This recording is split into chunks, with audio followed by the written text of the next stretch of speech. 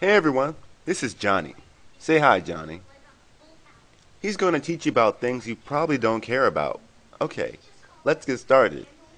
Today we will be learning about ad hominems. What is an ad hominem? It's against the man. Yes, that's right. It usually consists of insults against a person. Johnny will give you some examples. Yeah, that's one. Good, good. Isn't that a bit mature for you, Johnny? Oh, okay, let's move on.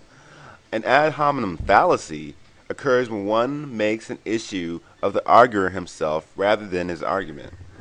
Simply being insulted by your opponent is not an ad hom fallacy.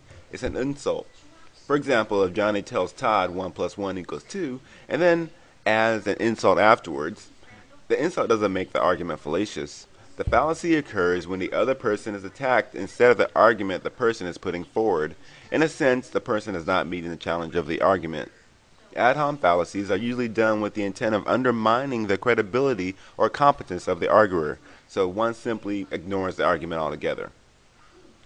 Ad hominem circumstantial or an appellative motive happens when some irrelevant personal circumstance surrounding the opponent is offered as evidence against the opponent's position. This fallacy is often introduced by phrases such as, "Of course that's what you expect him to say." Let's see some ad hominems that are thrown towards Johnny right after he just made an argument. Well, of course you would believe abortion isn't wrong. Of course you would want to teach evolution in school. What a surprise! A man wants prostitution to be legalized. He just wants to legalize pot so that he can smoke it. You're arguing that more money should go to churches? Yeah, big surprise. Ignore him. He only wants to fill his pockets. Many times the motive of a person is questioned instead of the argument itself. Once again, you are not meeting the challenge of the argument, but instead attacking the arguer. And ad hominem tu quoque is when a person criticizes the action of the arguer, where the arguer has acted in the same way. Here are some examples. Based on your medical history, you should lose some weight. How can you argue about me working harder when you're too lazy to even get up? You can't tell me about how it's wrong to smoke, Dad. You do it all the time.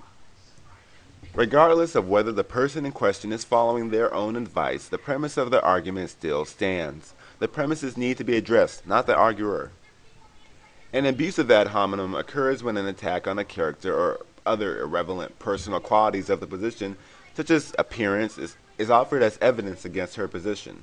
Such attacks are often effective distractions or red herrings because the opponent feels it necessary to defend himself, thus being distracted from the topic of the debate. Here are some examples. You're a blonde, so your opinion doesn't count. You accept evolution, so you believe you came from a monkey?